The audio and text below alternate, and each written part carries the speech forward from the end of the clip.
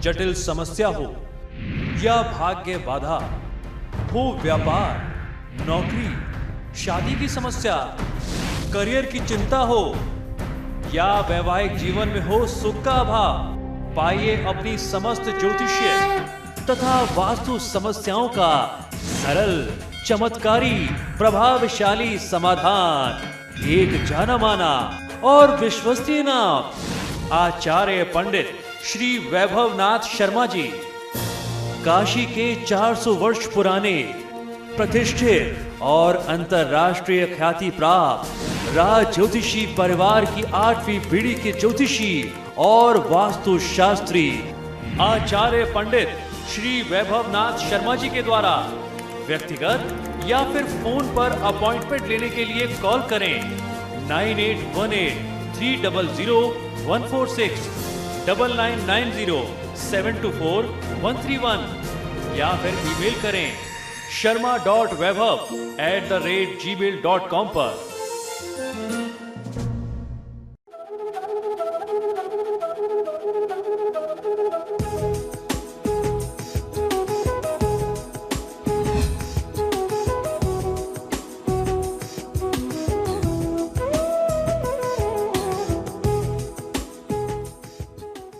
नमस्कार, स्वागत है आपका आपके सितारे में और मैं हूं आपके साथ प्राची पाराशर।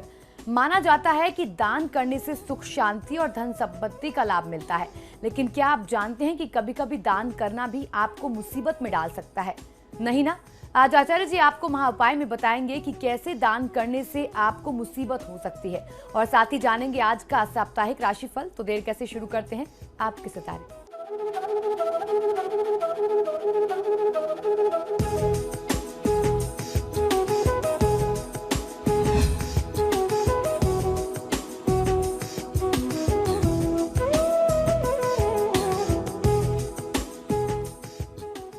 तो आपके सितारे में आप अपनी हर परेशानी का हल प्राप्त कर सकते हैं और अपने सवाल पूछ सकते हैं। स्टूडियो में साथ देने के लिए मौजूद हैं विश्वविख्यात ज्योतिषाचार्य और वास्तु शास्त्री पंडित वैभवनाथ शर्मा। आचार्य जी आपका हार्दिक स्वागत है। जी नमस्कार। तो यदि आपके मन में भी कोई सवाल है तो आप भी हमें कॉल कर सकते हैं। हमारे नंबर्स लगातार आपकी टीवी स्क्रीन पर फ्लैश किए जा रहे हैं। आप हमें हमारे टोल फ्री नंबर पर भी कॉल कर सकते हैं।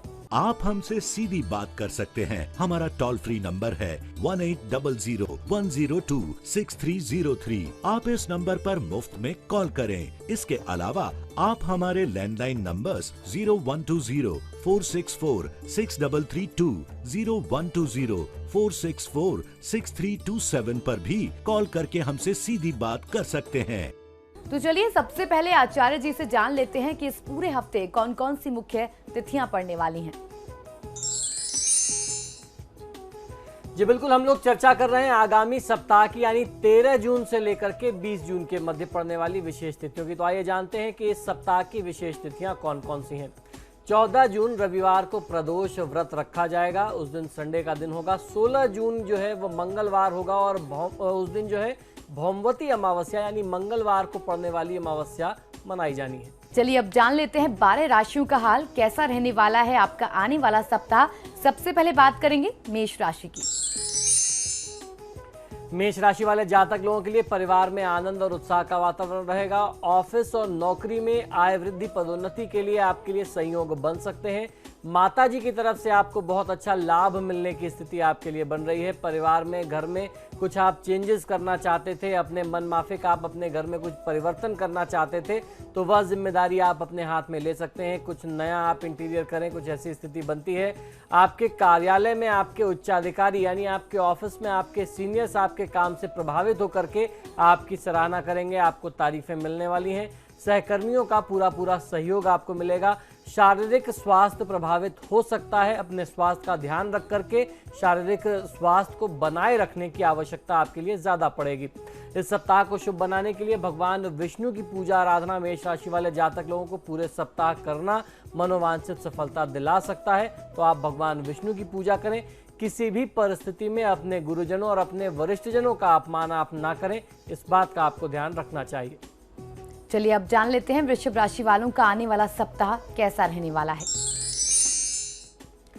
वृषभ राशि वाले जातक लोगों के लिए इस सप्ताह आपको चिंतन, लेखन और सृजन कार्य में बहुत अच्छी सफलता मिल सकती है। यात्रा करने से आपको बचना चाहिए।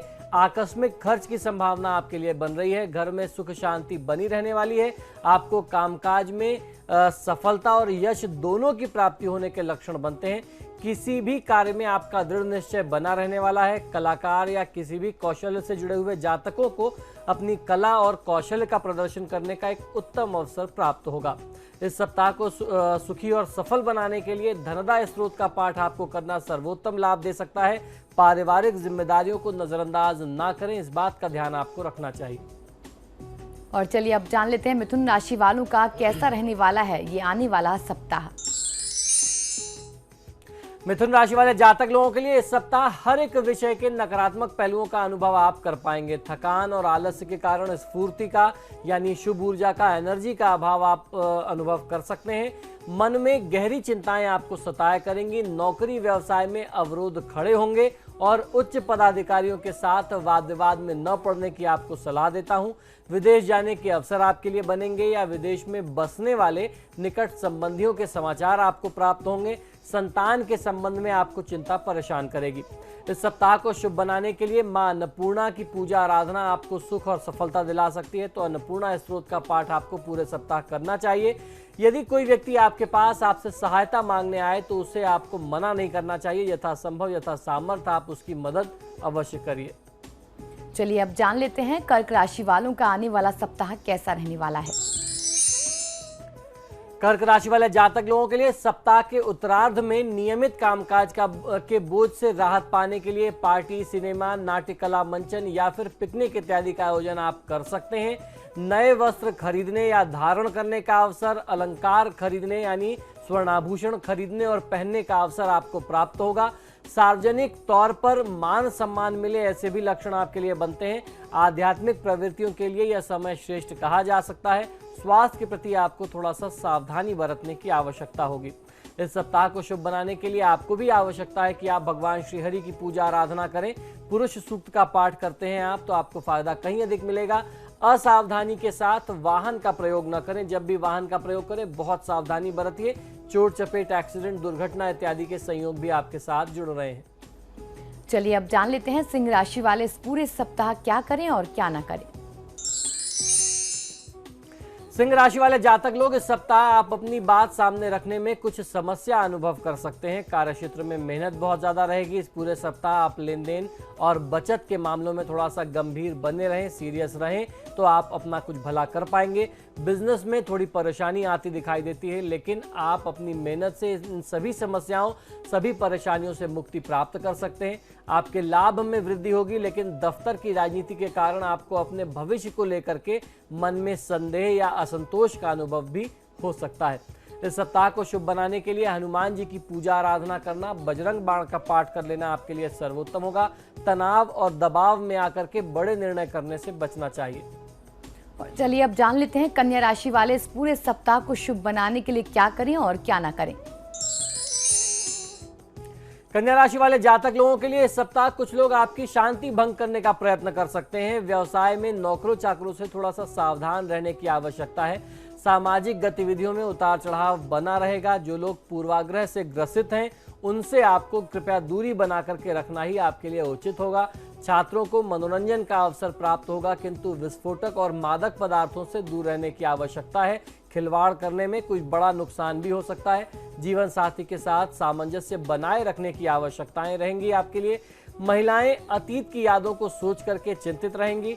शेयर मार्केट से जुड़े लोगों के लिए यह सप्ताह सामान्य कहा जा सकता है। इस सप्ताह को शुभ बनाने के लिए शनि भार्या स्त्रोत का पाठ कर लेना आपके लिए सर्वोत्तम होगा। वाहन के प्रयोग में आप सावधानी रखें तो आपके लिए ज्यादा उत्तम है। और अब जान लेते हैं तुला राशि वालों का ये सप्ताह कैसा रहने वाला है। तुला राशि वाले जातक लोग इस सप्ताह अपने ऑफिस में, अपने कार्यालय या कार्यक्षेत्र में सबको प्रभावित करने के चक्कर में ना पड़े। भावनात्मक तौर पर आप अतीत की बातों में बार बार जाते रहेंगे। निजी रिश्तों में मधुरता बनी रहने वाली है। आजीविका के साधनों से उत्तम लाभ होगा। लंबी दूरी की लाभकारी योजनाएं, यात्राएं आप कर सकते हैं, इसमें आपको लाभ मिलने के योग हैं। प्रेम संबंधी मामलों में मधुरता रहेगी। पूंजी और स्वास्थ्य को लेकर के भागदौड़ हो सकती है। कार्य और व्यापार में आपको कुछ नए सूत्र हाथ लगने की संभावना है, जिसका प्रयोग करके आप बहुत अच्छा लाभ कमा सकते हैं। बंधु बांधव के पक्ष से चली आ रही वाद विवाद और तकरार की स्थिति का अब समाधान निकल जाएगा। इस सप्ताह को शुभ बनाने के लिए सूर्य उपासना कर लेना आपके लिए सर्वोत्तम होगा। तो गायत्री मंत्र का जाप करना और सूर्यदेव को जल देना सर्वोत्तम मार्ग है आपकी साधना के लिए, और व्यर्थ की भागदौड़ करने से इस दौरान बचना चाहिए। चलिए तो अब जान लेते हैं वृश्चिक राशि वाले जातक इस सप्ताह को शुभ बनाने के लिए क्या करें। इस सप्ताह परिवार के सदस्यों का व्यवहार आपके प्रति थोड़ा सा अजीब हो सकता है, लेकिन आप सहयोगपूर्ण भूमिका अपनी तरफ से अपनाए रखें। आपको उनकी किसी भी बात का, किसी भी व्यवहार का विरोध नहीं करना है और उनसे नाराज नहीं होना है। धन को लेकर के अगर आपके मन में तनाव बना हुआ है या तनाव रहता है तो आने वाले समय पर विश्वास रखें, अपनी योग्यता, अपनी क्षमता पर विश्वास रखें। जब आपको बेहतर नौकरी मिल जाएगी, आपका व्यापार चल निकलेगा, आपकी वित्तीय स्थिति बेहतर हो जाएगी, तो आपके प्रति जो लोगों की उदासीनता है वह भी समाप्त हो जाएगी। इस सप्ताह आपके लिए स्थितियां आपके पक्ष में बनती दिखाई देती हैं। आप खुद के व्यवसाय या नौकरी या फिर पढ़ाई लिखाई विद्याभ्यास में अपनी बुद्धि और अपनी योग्यता का प्रदर्शन कर पाएंगे। इस सप्ताह को शुभ बनाने के लिए आदित्य हृदय स्त्रोत का पाठ आपको अवश्य करना चाहिए। स्वास्थ्य संबंधी समस्या को आप बिल्कुल भी इग्नोर ना करें। अब जान लेते हैं धनु राशि वाले सप्ताह को शुभ बनाने के लिए क्या करें। धनु राशि वाले जातक लोगों को आवश्यकता है कि सप्ताह आप सिर्फ हिम्मत और जोश से ही काम ना लें, बल्कि बुद्धि, दिमाग और अपने विवेक कौशल का भी अगर आप प्रयोग करते हैं तो आपको लाभ मिलेगा। कई लोग आपके पास इस सप्ताह में आते रहेंगे। कोई आपसे सलाह मांगने आएगा तो कोई सिर्फ आपका हालचाल पूछने, आपसे मिलने चला आएगा।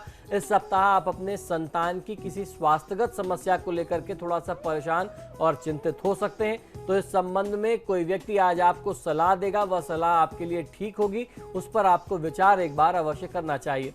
इस सप्ताह को शुभ बनाने के लिए श्री सीताराम जी की पूजा आराधना कर लेना आपके लिए सर्वोत्तम होगा। किसी की बातों में, किसी के बहकावे में आने से स्वयं को बचाना होगा। और अब जान लेते हैं मकर राशि वाले जातकों के सितारे इस पूरे सप्ताह क्या कहते हैं। मकर राशि वाले जातक लोगों के लिए आगामी सप्ताह अत्यधिक चिंता और भावनाओं के कारण शारीरिक और मानसिक रूप से व्यग्रता और अस्वस्थता का अनुभव आप कर सकेंगे। सहकर्मियों से वाद विवाद तथा संघर्ष की स्थिति भी संभावित दिखाई देती है। कोर्ट कचहरी के मामलों में सावधानी रखना आपके लिए ज्यादा आवश्यक होगा। वाणी और व्यवहार में संयम बनाए रखना बहुत जरूरी है आपके लिए। आय की अपेक्षा खर्च बहुत ज्यादा होगा। आपस में बात करते समय कोई गलतफहमी उत्पन्न ना हो जाए, इस बात का ध्यान आपको रखना चाहिए, खासतौर पर जब आप अपने करीबी लोगों से चर्चा कर रहे हो। इस सप्ताह को शुभ बनाने के लिए नियमित रूप से 108 बार गायत्री मंत्र का जाप आपको अवश्य करना चाहिए, और आपको ध्यान रखना है कि काले रंग के वस्त्रों के प्रयोग से आप स्वयं को बचा सकें। और अब जान लेते हैं कुंभ राशि वाले इस पूरे सप्ताह क्या करें। कुंभ राशि वाले जातक लोगों के लिए परिवार में आनंद और उत्साह का वातावरण रहेगा। ऑफिस और नौकरी में आय वृद्धि और पदोन्नति के लिए संयोग बनेंगे। माता जी की तरफ से भी आपको बहुत अच्छा लाभ मिल सकता है। गृह सजावट का कार्य आपकी जिम्मेदारी में दिया जा सकता है। आपके उच्चाधिकारी आपके काम से बहुत प्रभावित रहेंगे। सहकर्मियों का बहुत अच्छा सहयोग मिलेगा। स्वास्थ्य संबंधी समस्या कुछ आपको परेशान कर सकती है, तो अपने स्वास्थ्य का ध्यान रखना आपके लिए आवश्यक होगा। शनि भार्या स्त्रोत का यदि आप पाठ करते हैं तो आपके लिए सर्वोत्तम होगा। आपको भी ध्यान रखना है कि आप जब वाहन का प्रयोग करें तो बहुत सावधानी रखें। और चलिए अब जान लेते हैं मीन राशि वालों का ये आने वाला सप्ताह कैसा रहने वाला है। मीन राशि वाले जातक लोगों के लिए इस सप्ताह आपका खर्च बहुत ज्यादा होगा। अपने खर्चों में कमी करने की आवश्यकता है। रिश्तों में प्रगाढ़ता आएगी। दफ्तर में आपको सौंपे गए काम की समय सीमा या तो समाप्त हो रही है या बहुत नजदीक आ रही है और आपने काम अपना पूरा किया नहीं है, तो उस पर भी ध्यान देने की आवश्यकता है। परिवार के साथ कहीं भोजन पर जाने का अवसर आपको प्राप्त होगा। शत्रु पक्ष आप पर हावी होने के कारण स्थितियां आपके पक्ष में नहीं रह पाएंगी जैसे आपने कल्पना की होगी। आप अपनी कोशिश कर आपको हर हाल में जारी रखनी चाहिए। बहुत जल्दीबाजी भी किसी काम को सिद्ध करने के लिए ना करें और आप हथियार भी ना डालें, हार भी ना माने। चीजों को उनकी स्वाभाविक गति से आगे बढ़ने दें, लाभ आपको ही मिलना है। इस सप्ताह को शुभ बनाने के लिए भगवान गणेश की पूजा आराधना कर लेना, गणेश सहस्त्रनाम स्तोत्रम का पाठ करना आपको लाभ देगा। किसी भी प्रकार के तनाव लेने से आपको बचना चाहिए। फिलहाल यहाँ रुकेंगे एक छोटे से ब्रेक के लिए। ब्रेक के बाद जानेंगे आज का महाउपाय, तो बने रहिए हमारे साथ।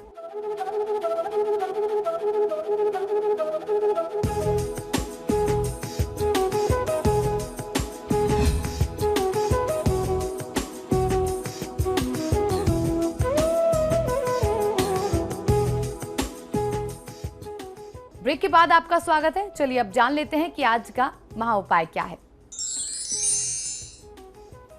जी बिल्कुल, आज के महाउपाय में हम लोग चर्चा करने वाले हैं कि किस प्रकार कोई व्यक्ति ये जान सकता है कि उसको कौन सा दान करना शुभ है और कौन सा दान करना उसके लिए अशुभ हो सकता है। तो आइए जानते हैं कि अपनी कुंडली से कैसे जाने कि क्या दान करें और क्या दान ना करें। शास्त्रों में बताया गया है कि दान करने से सुख, शांति और धन संपत्ति का लाभ किसी भी जातक को मिलता है, लेकिन लाल किताब के अनुसार दान करना भी किसी व्यक्ति को मुसीबत में डाल सकता है। जी हाँ, जो ग्रह कुंडली में मजबूत स्थिति में होते हैं उस ग्रह से संबंधित वस्तुओं का दान नहीं करना चाहिए, अन्यथा वह ग्रह कमजोर होने लगते हैं। मजबूत ग्रहों से संबंधित वस्तुओं का दान करने से ग्रह कमजोर हो जाते हैं और उस ग्रह से संबंधित शुभ फलों में कमी आने लगती है। लाल किताब में दान संबंधी विशेष दिशा निर्देश हमें प्राप्त होते हैं। तो आइए जानते हैं कि किस प्रकार आपको कौन सा दान करना चाहिए, कौन सा दान नहीं करना चाहिए। इस क्रम में सबसे पहले बात कर लेते हैं सूर्य की। जिनकी कुंडली में सूर्य सिंह अथवा वृश्चिक राशि में बैठा हो, ऐसे व्यक्ति लोगों के लिए लाल किताब ये कहता है कि इन्हें सूर्य से संबंधित वस्तुएं जैसे गेहूं, गुड़, तांबे का पात्र या तांबे की वस्तुओं का दान, लाल वस्त्र का दान इत्यादि नहीं करना चाहिए। जो लोग इनका दान करते हैं उनका सूर्य कमजोर हो जाता है और सूर्य से प्राप्त होने वाले शुभ फलों में कमी आने लगती है। इससे नौकरी में अधिकारी से मतभेद होता है। आपके उच्चाधिकारी, आपके बॉसेस से आपके मतभेद, आपके कॉन्फ्लिक्ट्स बढ़ने लगेंगे। सरकारी कार्यों में आपको बाधा मिलती है और सरकारी तंत्र की तरफ से समस्या आती है। पिता और उसके साथ साथ पैतृक संपत्ति के सुखों में भी कमी आती है। जिनकी जन्मपत्री में सूर्य 7वें अथवा 8वें घर में बैठा है, उन्हें सुबह और शाम के समय दान नहीं करना चाहिए। इससे धन की हानि होती है, आर्थिक समस्याओं का भी सामना करना पड़ सकता है। आइए जानते हैं कि अगर आपकी कुंडली में चंद्रमा की शुभ स्थिति हो तो आपको दान में किस प्रकार से सावधानी रखनी चाहिए। जिस व्यक्ति की कुंडली में चंद्रमा दूसरे अथवा चौथे भाव में बैठा हुआ होता है, उसे माता से सुख प्राप्त होता है, सुख सुविधाओं में वृद्धि होती है तथा शारीरिक और मानसिक सुख शांति की प्राप्ति होती है। जो व्यक्ति चंद्र से संबंधित वस्तुओं, खासतौर पर मोती, दूध, दही, चीनी, चावल इत्यादि का दान करता है, उनका चंद्रमा कमजोर हो जाता है। चंद्रमा से संबंधित शुभ फलों में कमी आने लगती है। जिनकी जन्म पत्री में चंद्रमा छठे भाव में बैठा होता है, उन्हें धर्मार्थ हैंडपंप नहीं लगाना चाहिए या जल के वितरण की व्यवस्था नहीं करानी चाहिए, प्याऊ इत्यादि की व्यवस्था नहीं करानी चाहिए। जितना ज्यादा आपके माध्यम से जल का दान होगा, उतना आपकी कुंडली में चंद्रमा कमजोर होगा और आपको अशुभ फलों की प्राप्ति होगी। आइए अब जानते हैं कि अगर आपकी कुंडली में मंगल शुभ हो तो मिठाई का आपको दान नहीं करना चाहिए। उसके पीछे कारण क्या है? लाल किताब में मंगल शुभ वाले व्यक्ति के लिए मिठाई का दान करना कठोरता से वर्जित बताया गया है। इन्हें मसूर की दाल, बेसन के लड्डू और लाल वस्त्रों का दान भी नहीं करना चाहिए। इससे आपके मजबूत मंगल में कमी आने लगती है और फिर उसके बाद आपको नकारात्मक परिणाम जीवन में प्राप्त होने लगते हैं। इसके बाद बारी आ जाती है बुध ग्रह की। अगर आपकी कुंडली में बुध ग्रह शुभ हो तो आपको भी दान में किस प्रकार से परहेज रखना है, आइए जानते हैं। बुध को परिवार में, हमारे परिवार में बुआ, मौसी, बहन का कारक मानते हैं और व्यवसाय का कारक मानते हैं, स्वास्थ्य का कारक मानते हैं और कहते हैं विद्या और बुद्धि का कारक बुध है। तो इस प्रकार से इन क्षेत्रों में बुध का आधिपत्य होता है या प्रभाव होता है। जिन जातक लोगों की कुंडली में बुध मजबूत होता है, यानी बुध मजबूत वाला व्यक्ति बुध से संबंधित वस्तुओं को, खासतौर पर मूंग की दाल, कलम यानी पेन, हरा वस्त्र, घड़ा यानी पात्र का दान करता है तो बुद्धि भ्रमित होती है। आप हमेशा कंफ्यूज रहते हैं और आपस में मतभेद की स्थिति बनती है। आपके बड़े निर्णय भी खराब होने लगते हैं, उल्टे पड़ने लगते हैं। बुध से संबंधित रिश्तेदारों को भी कष्ट प्राप्त होता है। अगर आप ऐसा दान करेंगे तो जिस तरीके से मैंने बताया कि बुआ, बहन, इन लोगों को भी कष्ट की स्थिति का सामना करना पड़ेगा। आइए अब जानते हैं कि अगर आपकी कुंडली में गुरु शुभ हो तो किस प्रकार से आपको दान करना चाहिए और कैसे नहीं करना चाहिए। खास तौर पर जिन लोगों की कुंडली में गुरु जो है वह मजबूत होता है, बृहस्पति शुभ होता है, तो नए वस्त्र का दान करने से उन्हें बचना चाहिए। उसके पीछे कारण क्या है? लाल किताब के अनुसार जिन व्यक्तियों की कुंडली में गुरु यानी बृहस्पति 7वें घर में बैठा हो, उस व्यक्ति को नए वस्त्रों का दान नहीं करना चाहिए। जो व्यक्ति ऐसा करता है उससे खुद ही वस्त्रों की कमी जीवन में परेशान करने लगती है। गुरु यदि नवम भाव में यानी भाग्य स्थान में बैठा हो, सप्तम भाव में हो या चौथे अथवा प्रथम भाव में लग्न में स्थित हो तो ये शुभ स्थिति मानी जाती है। शुभ ग्रहों में बैठा हुआ होता है तो गुरु से संबंधित वस्तुएं जैसे हल्दी, सोना, केसर और पीली वस्तुओं का दान उन जातकों को नहीं करना चाहिए। इससे आपके जीवन में आर्थिक समस्याओं का सामना आपको करना पड़ सकता है। ज्ञान में, शिक्षा प्राप्ति में भी नाना प्रकार की बाधाएं आती हैं और आगे चल करके जीवन में कमाई के साधन जो हैं वह कम होने लगते हैं। आर्थिक संसाधनों में भी आपको बहुत दिक्कत आती है। इसके बाद बारी आ जाती है शुक्र की। अगर आपकी कुंडली में शुक्र शुभ हो तो श्रृंगार की वस्तुओं का दान आपको करने से बचना चाहिए। आइए जानते हैं क्यों। शुक्र को भौतिक सुख सुविधा प्रदान करने वाला ग्रह कहा जाता है। लग्जरी जो होती है हमारे जीवन की, जो सुख होता है, उसको देने वाला ग्रह कहते हैं। जिनकी कुंडली में शुक्र दूसरे अथवा 7वें घर में हो, वृषभ अथवा तुला राशि में बैठा हो, उन्हें रेडीमेड वस्त्र का दान किसी भी व्यक्ति को नहीं करना चाहिए। ऐसे व्यक्ति को श्रृंगार की वस्तुओं का दान करने से भी बचना चाहिए। अगर आप ऐसा दान करते हैं तो निश्चित तौर पर आपकी कुंडली में जो मजबूत शुक्र की स्थिति है उसमें कमी आती है और जब शुक्र में कमी आएगी तो जीवन में जो भी सुख आप उपभोग कर रहे हैं उसमें कमी आने लगेगी। इसके बाद बारी आ जाती है शनिदेव की। आइए जानते हैं कि अगर आपकी कुंडली में शनि शुभ है तो किस प्रकार से आपको दान में सावधानी बरतनी चाहिए। शनि दोष से मुक्ति के लिए ज्योतिष शास्त्र में तेल, काले तिल, लोहे के सामान, लोहे के चीज़ों का दान करना और काले वस्त्रों का दान करना, कोयला इत्यादि का दान करने को बताया जाता है। मैं भी आपको अक्सर बताता रहता हूँ। इसके विपरीत लाल किताब में कहा गया है कि अगर आपकी कुंडली में शनि तुला राशि में यानी अपनी उच्च राशि में हो, मकर या कुंभ राशि में होता है तो व्यक्ति को इन वस्तुओं का दान नहीं करना चाहिए। इससे शनि कमजोर हो जाता है यानी शनि के शुभ फलों में कमी आने लगती है। व्यक्ति को लाभ के बदले नुकसान उठाने की स्थिति का सामना करना पड़ता है। तो आज के महाउपाय में हमने जाना कि हमें क्या कुछ दान करना चाहिए और क्या दान नहीं करना चाहिए। बहुत बहुत शुक्रिया आचार्य जी। जी धन्यवाद। फिलहाल आपके सितारे में इतना ही। देखते रहिए समाचार प्लस।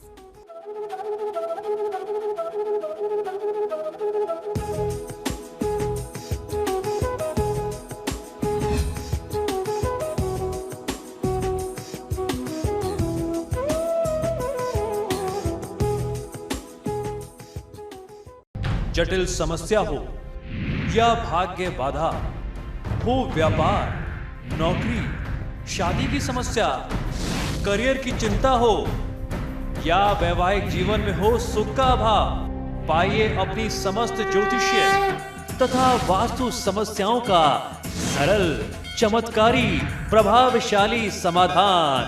एक जाना माना और विश्वसनीय नाम आचार्य पंडित श्री वैभवनाथ शर्मा जी।